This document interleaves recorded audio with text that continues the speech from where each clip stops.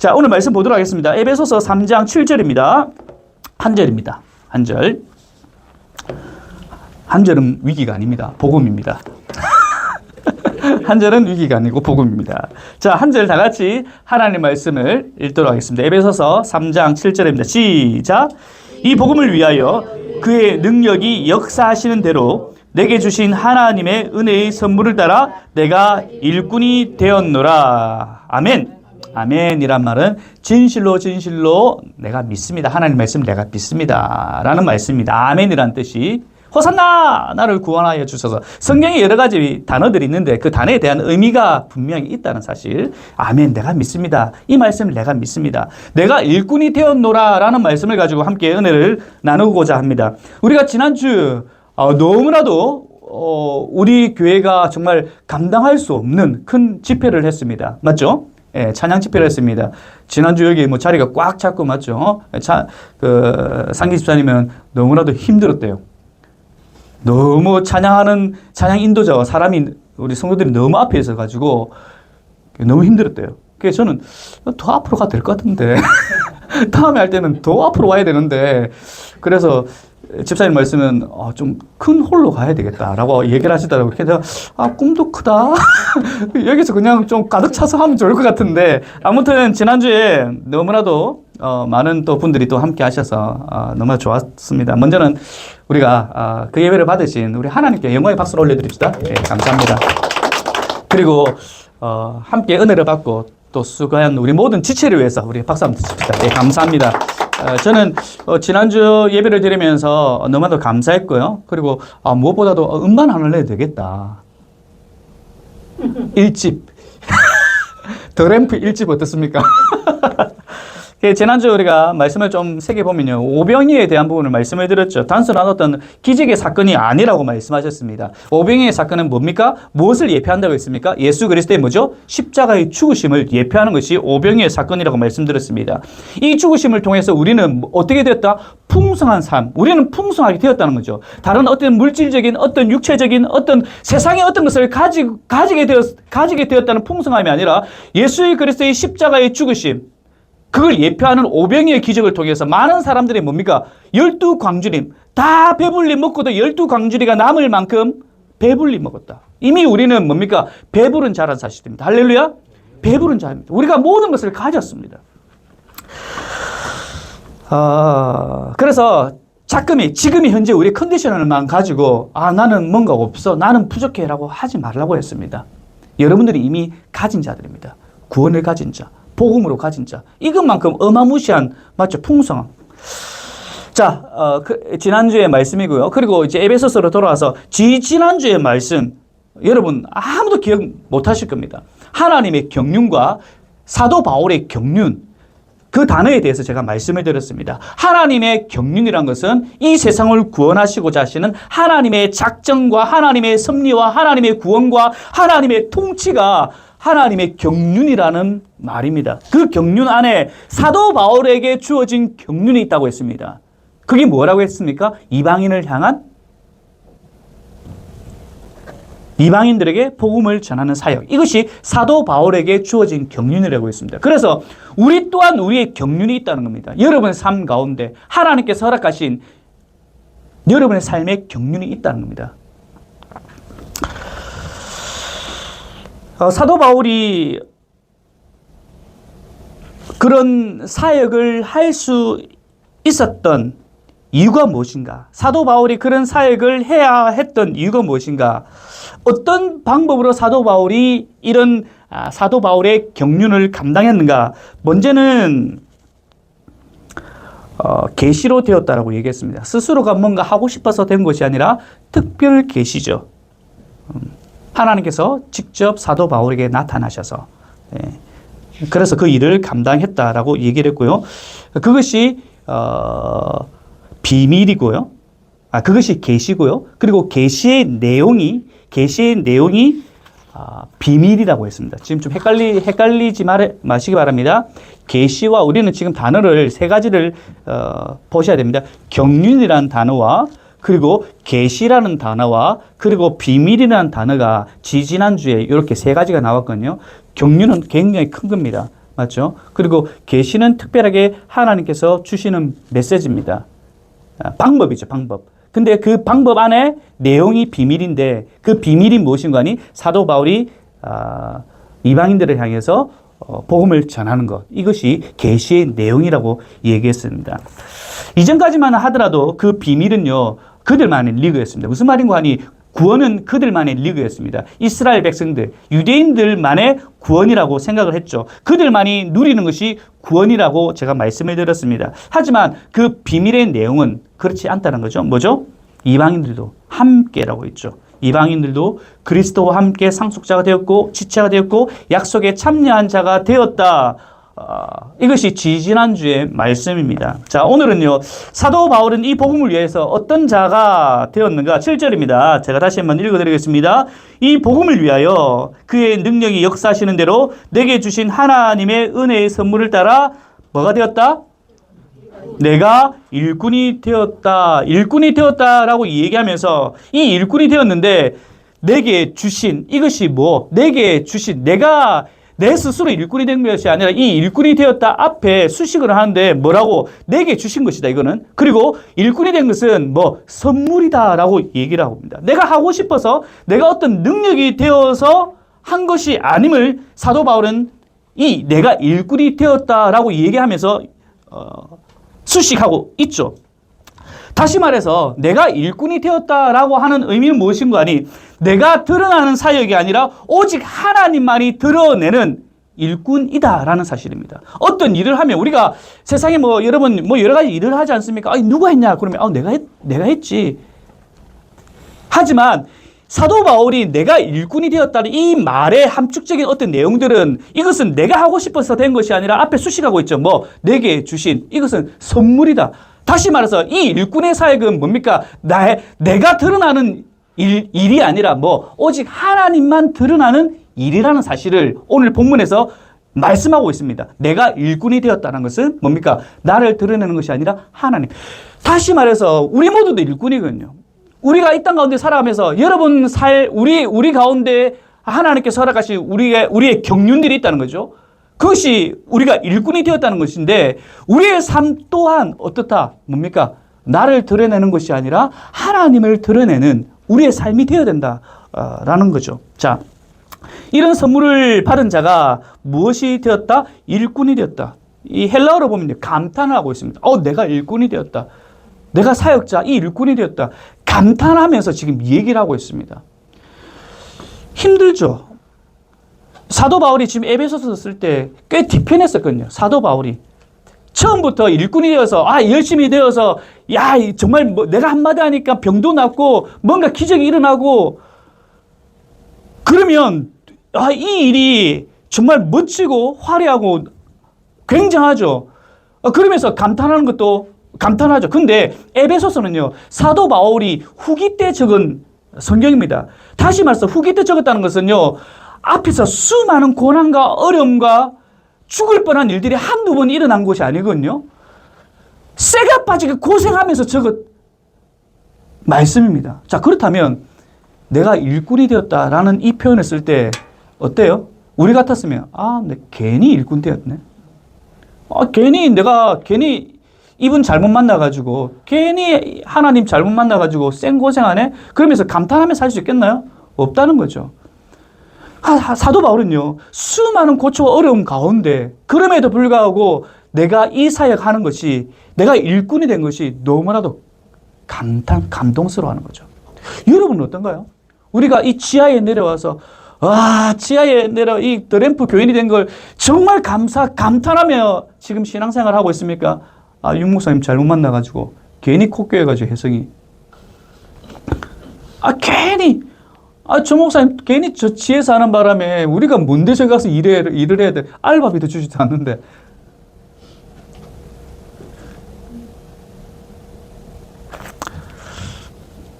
이 사도 바울의 어떤 이 사명에 대한 고백, 수많은 어려움 가운데 있음에도 불구하고 그것이 아니라 세상 사람들로부터는 손가락질 받을 만한 괜히 그런 수많은 상황에 놓여 있음에도 불구하고 사도 바울은 에베소 교인들을 향해서 내가 일꾼이 되었다. 여기에 감탄하는 것.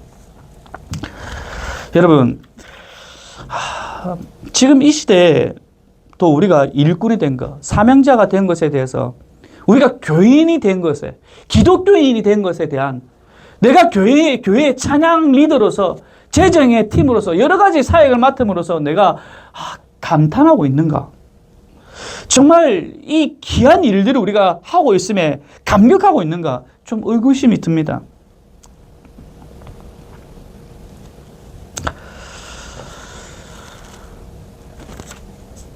무엇보다요, 목사를 바라볼 때 요즘 많은 사람들이 뭡니까? 청년들 이렇게 졸업하고 할 거 없으면 뭐랍니까? 됐다 신학교 가라. 하다 안 되면 뭡니까? 하다 안 되면 마지막에 하는 말이 뭡니까? 됐다 신학교 가라. 신학교. 이게 바로 교회에서 지금 생각하는 목사의 어떤 권위 보여주는 모습인 것 같아요. 안 되니까 신학교 가서 목사가 되었으니까 그렇게 생각하는 교인들이 목사를 어떻게 보겠습니까? 안 되니까 가면 목사자. 신학교 가서 목사 되지 않았냐. 그러니까 어떤 우리가 레벨을 따지자는 것이 아니라 그렇게 본다는 거죠, 성도들이. 예전에 제가 한번 그랬지 않습니까? 예전에 제가 중고등학교 때 저희 목사님 화장실도 안 가는 줄 알았어요. 혹시 우리 여기 그 양영 성도님 그 절에 한참 가실 때 스님들도 그렇게 혹시 그런 생각 하십니까? 스님들은 화장실도 안 가셔. 혹시 그런 생각 해보신 적 없습니까? 있죠. 예. 그러니까 이전에는 종교인이라 그러면 좀 그런 좀 범접할 수 없는 좀 이런 부분이 있었죠. 그 말씀만 하시면 듣겠습니다. 옛날에 제가 그 목회자 후보생 때, 전도사 때 그러죠. 이제 신대원을 이렇게 다니면서 항상 노예하면 참여해야 되거든요. 그러면 목사님들이 이렇게 물으세요. 너 이제 이 일 계속 갈 수 있겠어? 예, 갈 수 있습니다. 그래서 저는 가만히 있었죠. 근데 그 옆에 있는 친구가 저는 항상 예배 드릴 때마다 맨 앞에 앉습니다. 이 목사님이 야, 맨 앞에 앉아. 대단하다. 저는 목사님의 침까지 받아 먹을 수 있습니다. 저 녹화가 되기 때문에 제가 더 이상 나쁜 소리는 안 하겠습니다. 그래서 제가 XX 아닌가? 뭔가 좀 뭐지? 그 정도로 뭔가 그 목사님에 대한 어떤 신뢰감이 있지 않았나 그렇게 생각이 되어집니다. 근데 이제 어느 글에 보니까 이렇게 있다고요. 너네들 담당 목사님, 담당 목사님이죠. 중고등학생이니까. 담당 목사님이 어떤 목사님이셔? 이러면 어때요? 우리 목사님 말씀 전하시는 목사님입니다. 저희들에게 어떤 신앙의 케어를 해주는 목사님입니다. 이런, 애들에게 좀 기대감을, 그런 얘기를 할 거라고 생각했는데, 얘네들은 뭐라 하냐면, 우리 목사님은요, 우리랑 게임하셔요. PC방 가셔가지고 게임하시고요. 그리고 우리가 어떤 레크레이션 하는데, 레크레이션을 지도하시는 분이십니다. 그리고 가끔 신망하시고요. 커피 좋아하세요. 이게 일반적으로 아이들이 가지는 목사님에 대한, 담당 목사님에 대한 생각입니다. 민혁아, 너네 목사님은 한마디 한다면?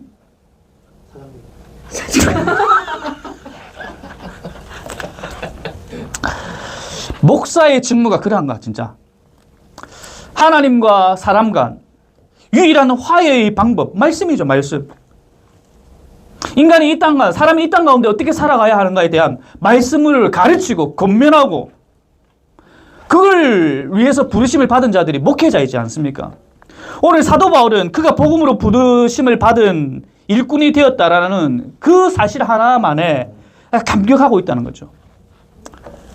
이 복음의 사역자로 있는데 얼마나 감사하며 감격하며.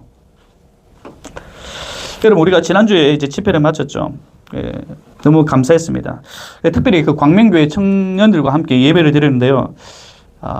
예배를 드리면서 참 오버랩 되더라고요. 제가 이전에 사역했던 그 청년 사역과 찬양 예배 드리면서 그때 어떤 오버랩 되는 게 정말 너무나도 감사했습니다. 하나님이 정말 기뻐하셨고 이 찬양 예배를 한 번뿐만 아니라 계속적으로 하기를 원하신다는 그런 마음을 들었습니다. 자, 아무튼 제가 예배를 다 마치고 그리고 주일 저녁에 또 집에서 또 갔죠, 일하러. 그리고 일 마치고 또 월요일 날 또 일하러 갔습니다. 그러니까 오후에 이제 제가 일하러 와서 이제 와이프에게 이런 말을 했어요. 아, 또 설교 준비해야 되나? 보세요. 주일날 찬양 집회 은혜 받았습니다. 그리고 일했어요, 저녁에. 그리고 월요일날 자고 아침 자고 오후에 딱 출근했어요. 월요일부터 제가 설교 준비를 해야 되거든요. 와이프하고 교대하면서 노트북을 탁 끊으면서 아, 또 설교 준비해야 되나? 여러분, 다시 얘기합니다. 주일 저녁에 찬양 은혜 받았어요. 아, 너무나 은혜 받았어요. 아, 그때 찬양의 감격. 아, 하나님. 와, 너무 좋습니다. 우리 예배를 받으신 하나님을 찬양합니다. 집에 갔어요. 잤습니다. 아침에 잤어요. 일하러 갔습니다. 오후에. 아, 또 설교 준비해놔. 불과 몇 시간 지났습니까? 그래서 와이프가 뭐라는지 압니까? 감사한 줄 알아라.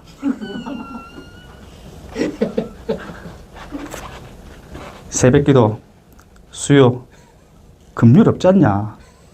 일주일에 한 번 하지 않냐? 듣고 보니까 맞거든. 나 한 번 하거든요. 그래서 맞습니다. 하나님은 사람을 통해 일하십니다. 혹시 여러분 남편분이나 아내분께서 아니면 주변에 또 부모님, 특히 우리 자녀들, 하나님은 사람을 통해서 일하십니다. 뭔가 하나님 말씀해 주세요. 여러분 그런 특별 계시 이제 없습니다. 없습니다. 어디 뭐 신령한 산에 어디 문 찾아가셔가지고 말씀해 주십시오. 이런 하면 안 됩니다. 우리에게는 뭐 66권의 계시의 말씀 우리에게 허락하셨습니다. 뿐만 아니라 여러분 주변의 사람들을 통해서 하나님의 마음을 이렇게 전하세요. 그래서 저는 와이프가 저에게 니는 감사한 줄 알아라. 니라는 말은 안 했습니다. 참 하나님 마음으로. 제가 서두에 얘기했지 않습니까? 위기. 항상 위기는요. 항상 이렇게 은혜가 주어질 때 위기가 오더라고요. 이 은혜가 쭉 가야 되는데 희한하게 항상 그렇더라고요. 우리가 뭐 여러분 다 아시지 않습니까? 큰 집회가 마치고 난 다음에 은혜 받고 뭡니까? 집에 가서 싸우지 않습니까? 이런 부분들이 늘 우리 삶 패턴에 있기 때문에 그래서 제가 서두에 얘기한 겁니다. 그래서 아, 내가 위기인갑다. 이런 은혜 받고 뭐지? 내가 월요일 가서 기쁜 마음으로 설교를 준비를 해야 하지 않습니까? 그렇게 찬양도 드리고 오병이의 기적 풍성한 은혜를 받았습니다. 부족함이 없습니다. 불과 몇 시간 지나가지고 와, 또 설교 준비해야 된다. 이게 목사라고요. 하물며 여러분은 어떻습니까? 오늘 사도 바울이 나는 일꾼이다. 수많은 고난. 제가 그와 비교하면 저에게 침뱉은 사람이 있습니까? 그래도 목사님, 사장님. 그래도 저는 돈을 벌지 않습니까? 사도 바울 돈 벌었습니까? 가는 곳곳마다 얼마나 힘든 삶이었습니까? 그런 상황에서 복음을 전하면서 또 말씀 전해야 되라고 했습니까? 내가 복음의 일꾼이 되었다. 사랑하는 더램프 성도님들, 오늘요 우리는 내가 일꾼이 되었다. 다른 거 여러분 놓치지 마시고 여러분 스스로가 오늘 하나님께서 여러분을 부르셔서 내가 그리스도인이 되었다라는 거. 이 한 가지만으로도 감사하며 감격하며 뒤를 돌아보지 마시고 내가 좀 이해가 되지 않는다 할지라도 내가 좀 부족하다 할지라도 오히려 그 부족함을 통해서 하나님의 일을 하신다는 거 여러분 기억하시면서 살아가는 저와 여러분 되기를 간절히 소원합니다. 사도 바울은 그 복음의 일꾼됨이 하나님의 은혜의 선물이라고 표현을 하고 있죠. 나의 나됨은 오직 하나님의 은혜이다. 선물이라는 말은 내가 이 사역을 하게 된 것은 바로 하나님의 은혜다라는 사실을 얘기합니다. 왜 그러한가? 여러분 사도행전 7장 한번 봅시다. 사도행전 7장 한번 쭉 읽어봅시다. 시작. 그들이 이 말을 듣고 마음에 찔려 그를 향하여 이를 갈거든 스데반이 성령 충만하여 하늘을 우러러 주목하여 하나님의 영광과 및 예수께서 하나님 우편에 서신 것을 보고 말하되 보라 하늘이 열리고 인자가 하나님 우편에 서신 것을 보노라 한데 그들이 큰 소리를 지르며 길을 막고 일제히 그에게 달리려 성 밖으로 내치고 돌로 칠세 증인들이 옷을 벗어 사울이라 하는 청년을 발 앞에 두니라. 그들이 돌로 스데반에 치니 스데반이 부르짖어 이르되 주 예수여 내 영혼을 받으시옵소서 하고 무릎을 꿇고 크게 불러 이르되 주여 이 죄를 그들에게 돌리지 마옵소서 이 말을 하고 스데반 집사님의 마지막 설교의 장면이지 않습니까? 스데반 집사가 돌로 맞기 전 누구 발 앞에 뒀다고요? 사울, 우리가 뭐 지금 말하고 있는 바울입니다. 여러분, 사울과 바울은 동일한 인물입니다. 그리고 혹시나 여러분 오해할까 봐 다시 얘기합니다. 바울은요, 헬라 이름입니다. 사울은요, 히브리 말입니다. 예, 그러니까 동일한 인물입니다. 뭐 사울이 회심한 이유로 이름을 바꿨다라고 하는데 그것이 아닙니다. 예, 그것이 아닙니다. 자, 이렇게 되었을 때 바울의 입장은 무엇인가 봅시다. 자, 넘겨주세요. 자, 1급부터 시작. 사울은 그가 죽임을 마땅히 여기라. 이런 사람이었어요. 그리고 1급부터 시작. 사울이 교회를 참멸할세 각 집에 들어가 남녀를 끌어다가 이런 사람이었어요. 이런 사람. 근데 터닝 포인트가 되는 장면이 있었죠. 바로 계시의 장면입니다. 인생이 변하죠. 터닝 포인트. 사도행전 9장입니다. 1급부터 시작. 위협과 살기가 등등하여 대제사장에 가서 다메섹 여러 회당에 가져갈 공문을 청하니 이는 만일 그 도를 따르는 사람을 만나면 남녀를 막론하고 결박하여 예루살렘으로 잡아오려 함이라. 사울이 길을 가다가 다메섹 가까이 이르더니 호련히 하늘로부터 빛이 그를 둘러 비추는지라. 땅에 엎드러져 들음에 소리가 있어 이르시되 사울아 사울아 내가 어찌하여 나를 박해하느냐 하시거늘 대답하되 주여 누구시니까 이르시되 나는 네가 박해하는 예수라. 너는 일어나 시내로 들어가라. 내가 행할 것을 내가 이를 자가 있느니라 하시니. 자, 이 7절을 오늘 방금 읽었던 부분이 바로 오늘 7절에서 말한 그의 능력이 역사하시는 대로. 다시 좀 더 좀 개인적으로 번역하자면 그 하나님의 능력이 정말 기운차게 역사하시는 대로 전혀 그리스도인데 예수를 믿는 사람들을 결박하고 죽이려 했던 그 사람이 하나님께서 만나주심을 통해서 하나님께서 기운차게 하나님의 능력 하심을 통하여서 사도 바울이 어떻게 했습니까? 그리스도를 증오하고 박해하고 옥에 갈아두려고 했던 그가 오히려 그분을 위해서 목숨조차 아끼지 않는 복음의 일꾼이 되었다는 것. 예수님을 위해 한평생 살아가게끔 한 것. 여러분 어떻게 설명하겠습니까 이거? 뭐 과학적으로 설명이 되겠습니까? 어떤 수많은 이론으로 이게 설명이 가능하겠습니까?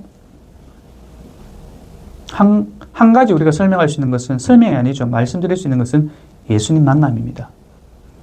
예수님 만나야 됩니다. 왜 교회가 위기인가? 예수님이 없기 때문이죠. 왜 다음 세대가 없는가? 예수님이 없기 때문에, 예수님을 전하지 않기 때문입니다. 교회는요, 일만 시킵니다. 복음의 일꾼이다. 교회는요, 일꾼. 복음을 전하는 일꾼을 교회에서 세우는 것이 아니라 교회의 어떤 덩치를 키우기 위한 일꾼을 세우는 것 같아요. 교회의 모습을 더 화려하게 만들기 위해서 일꾼을 세우는 것 같아요. 집사를 세우는 이유가 뭐죠? 권사와 장로를 세우는 이유가 뭡니까? 무엇을 위해서 우리가 직분자를 세우는 거죠? 교회가 크게 만드는 이유가 뭡니까?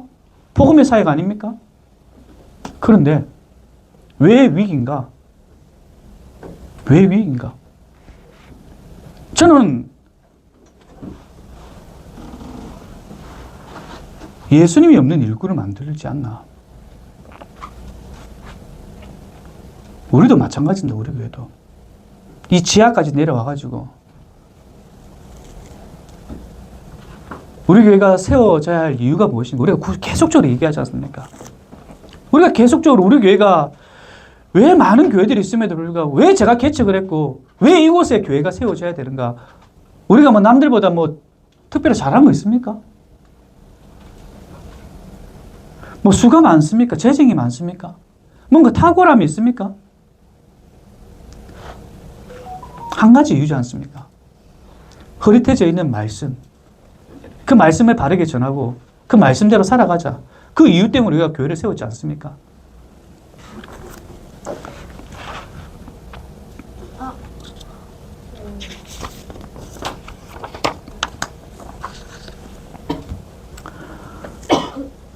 다시 여러분들에게 말씀을 좀 정리하면서 내가 복음의 일꾼이 되었다. 여러분도 하나님께서 부르신 일꾼이라는 사실입니다. 여러분 그 일꾼됨에 어떤 일꾼이 되어가고 있습니까? 교회의 일꾼입니까? 아니면 예수 그리스도의 일꾼입니까? 예수 그리스도의 일꾼이 되어간다는 것은 말씀을 바라본다는 겁니다. 말씀대로 자라는 것이 일꾼입니다. 그렇다면 말씀을 읽어야 하며 말씀대로 살아내야 되는데 힘들죠. 어렵죠. 그래서 여러분들은 날마다 기도하며 성령의 조명하심을 구해야 됩니다. 우리가 말씀을 읽을 때 이해가 되지 않고 지금의 우리가 가진 어떤 백그라운드로 알 수 없어요, 이게. 그래서 우리는 여러분 기도하시면서 여러분 이렇게 기도하셔야 됩니다. 하나님, 이제 제가 하나님의 말씀을 읽겠습니다. 성령께서 조명해 주십시오. 조명이란 것은 뭡니까? 보여달라는 겁니다. 계시의 말씀이기 때문에 당신께서 보여주셔야만이 우리가 알 수 있는 겁니다. 그래서 어느 학자가 이런 얘기를 합니다. 우리는 하나님을 알고 있지만 모르고 있다라고 얘기합니다. 이 말이 참 와닿는 것 같아요. 하나님을 알고 있지만 모르고 있다. 뭐냐면 안다는 것은 하나님께서 보여주시는 부분만 우리는 알 수 있고요. 하나님께서 닫으신 분들은 우리가 알 수 없어요. 예수님 언제 오십니까? 알 수 있습니까? 없습니까? 혹시 안다는 분 있습니까? 여기에? 저 산에 가십시오. 그러니까 보여주시는 만큼 우리는 알 수 있는 거예요. 그래서 우리가 성경을 읽을 때 보여주십시오. 조명해 주십시오라고 기도하는 거죠. 여러분 이번 한 주간 삶을 살아갈 때 말씀을 읽을 때 이해가 되지 않는다. 맞아요. 저도 마찬가지입니다. 기도하시면서 하나님 제가 말씀을 읽겠습니다. 성령께서 조명해 주시고 깨닫게 해 주십시오. 라고 기도하며 성경을 읽으시기 바랍니다. 오늘 사도 바울 되게 한 것, 사도 바울을 복음의 일꾼이 되게 한 것, 이것은 다른 어떤 것이 아닙니다. 바로 효과적인 하나님의 부르심입니다. 다른 것이 아닙니다. 효과적인 부르심. 바로 하나님께서 여러분들을 그렇게 부르셨다는 사실을 늘 기억하면서 이 말씀 읽고 마치도록 하겠습니다. 골로새서 1장 28절에서 29절입니다. 함께 읽겠습니다. 시작. 권하고 모든 지혜로 각 사람을 가르치면 각 사람을 그리스도 안에서 완전한 자로 세우려 함이니 이를 위하여 나도 내 속에서 능력으로 역사하시는 이의 역사를 따라 힘을 다하여 이게 일꾼입니다. 뒤에 보면 수고하노라. 땀을 흘리는 거죠. 여러분 한 주간의 삶 가운데 수고하시기 바랍니다. 어떤 돈을 벌기 위한 어떤 수고뿐만 아니라 우리는 복음 사역에 대한 내가 하나님의 사람답게 그리스도인답게 기독교인답게 수고해야 됩니다. 수고하셔야 됩니다. 이것이 우리의 일꾼입니다. 일꾼입니다. 이렇게 살아가는 저와 여러분 되기를 간절히 소원합니다.